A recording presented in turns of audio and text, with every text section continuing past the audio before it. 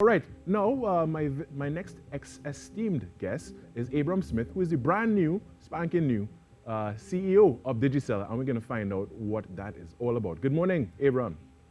Good morning. How are you, sir? I'm doing quite well. Thank you for joining us this morning, and congratulations. Hey, thanks very much. I appreciate it.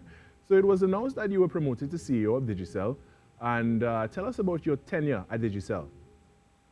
Sure. I've actually been here about 2 years. Right. I came to Digicel about 2 years ago and led the consumer side of the business.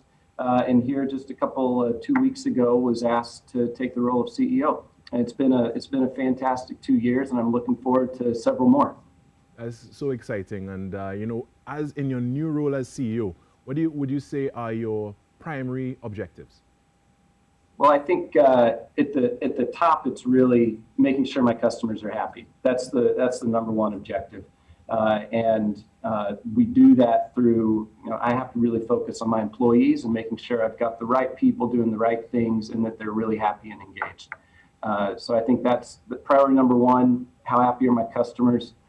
Priority number one, sub bullet one, is how happy are my employees, and that's what I'm focused on. Wonderful, wonderful. Now, Digicel recently announced the company's evolution from being a mobile operator into a digital operator. What does this actually mean? So if you go back, say, 15 years ago when Digicel came into the market, what did people use on the cell phone networks? They used minutes, and they used voice. They used SMS, and now going through 3G, now 4G. And now what people need and want is our experiences.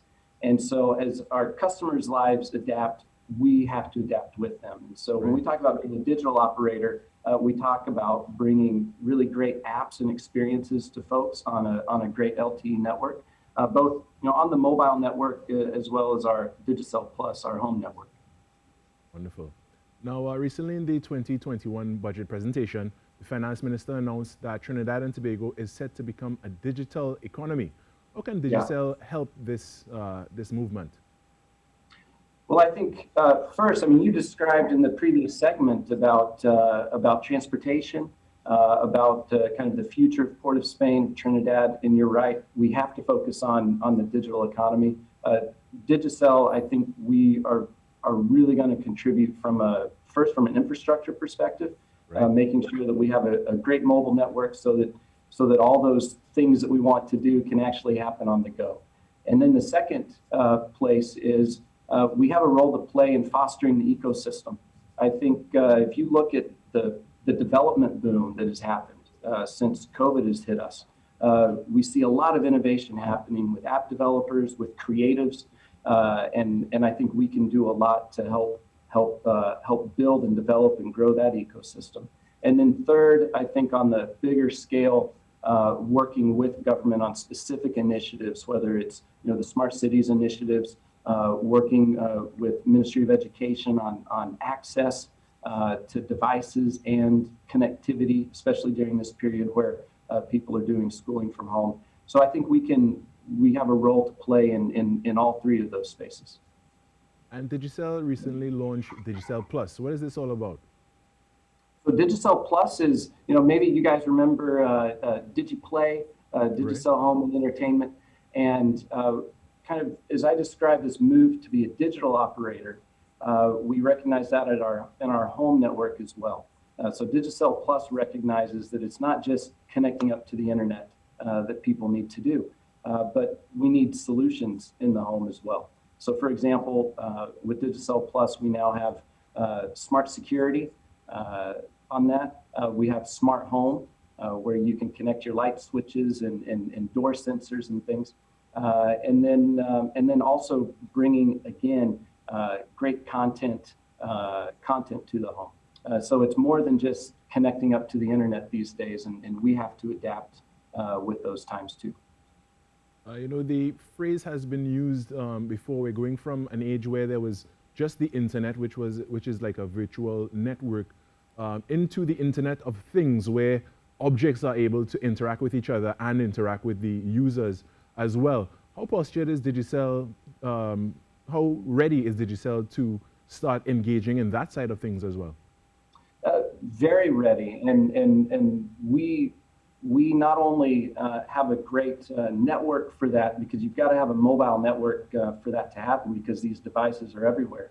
But we also, the way that the SIM cards are managed and the way that those devices are managed, we have platforms across the Caribbean where service providers are able to connect those devices up across the Caribbean. So for example, logistics companies who need to track shipments from Port of Spain to other islands, we're able to connect those across the Caribbean through our network. Now, a number of organizations, not locally, of course, have been purporting to put 5G technology into the system and into play. Does Digicel foresee going into that type of technology? Certainly. I think today, though, we're really focused on what our customers have and need today. When we think about 5G, there's still a lot of work to be done on the regulatory side, on the frequency side, on the infrastructure side, and on the device availability side. And so I still think we're some time away before we'll have ubiquitous 5G mobile coverage when people think about 5G and what that means.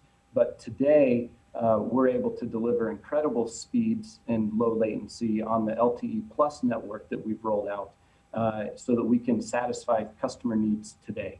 But yeah, as customer needs adapt and as devices adapt, we'll be adapting along with them.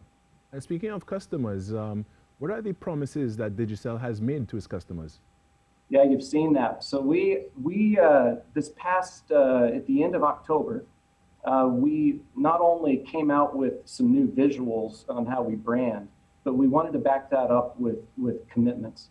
And so you might see in the newspaper, you see on our website about the promises that we make to our customers, about network quality, about getting access to customer care 24/7, about being transparent, so no tricky terms and conditions, and then also acting on people's feedback and really listening. And that's something that we recognize that we have to come out and say, look, here's what you can expect from us as a partner, because I recognize, like, when you carry that device in your pocket, you're counting on us.